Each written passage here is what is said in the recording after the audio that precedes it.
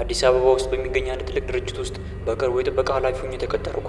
ግቢው በጣም ሰፊና በካሜራዎች የተሞላ ነው። በግቢው ውስጥ ካሉት 12 ዘበኞች መካከል ጋሼ ካሳ የሚባሉ አንጋፋ ዘበኛ አሉ። ጋሼ ካሳ ለ20 ዓመታት በዚያ ግቢ ውስጥ የሰሩ በጣም ታማኝና ዝምተኛ ሰው ናቸው። ስራዬን በጀመርኩ በሳምንቱ ማታ ማታ በካሜራው ላይ አንድ የሚገርም ነገር ማየት ጀመርኩ። ከሌሊቱ 9 ሰዓት ላይ ጋሼ ካሳ ወደ ግቢው ጥግ ወዳለውና ማንም የማይጠቀምበት አሮጌ መጋዘን ይሄዳሉ። መጋዘኑ ውስጥ ገብተው ለ20 ደቂቃ ይቆያሉ። ሲወጡ ግን ፊታቸው ላይ ከፍተኛ ንዴት ይታያል። አንድ ቀን ጠራኋቸውና ጋሼ ካሳ በየሌሊቱ ያ መጋዘን ውስጥ ምን ታደርጋላችሁ አልኳቸው። ጋሼ ካሳ ደነገጡ። ትንፋሻቸው እየተቆራረጠ እንዲህ አሉኝ፣ ልጄ ያ መጋዘን ውስጥ ለ20 ዓመታት የቆለፍኩት ሚስጥር አለ።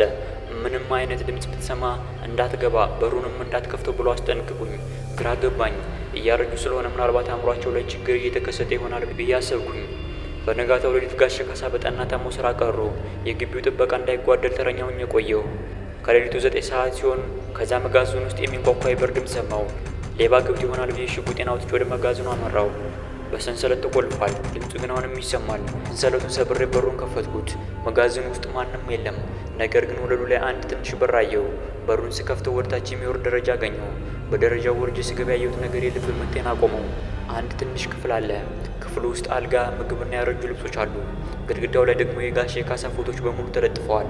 የሚያስደነግጠው ግን ይህ አይደለም። በክፍሉ ጥግ ላይ አንድ ሰው ተቀምጧል። ሰውየው ልክ ጋሼ ካሳን ይመስላል። መንታ ናቸው ቢባሉ እንኳን እንዲህ አይመሳሰሉም። አንተ ማነህ አልኩት። ሰውየው በፍርሃት እየተንቀጠቀጠ እንዲህ አለኝ፣ እኔ እውነተኛው ካሳ ነኝ።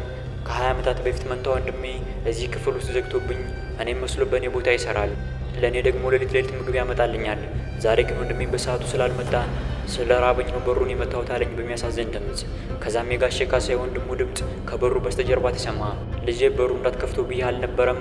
አሁን ወንድሜ ካየኸው እዚህ ክፍል ውስጥ 2 ሰው መኖር አለበት ማለት ነው አለና ወዲያውኑ የመጋዘኑን በር ከውጭ ቆለፈው።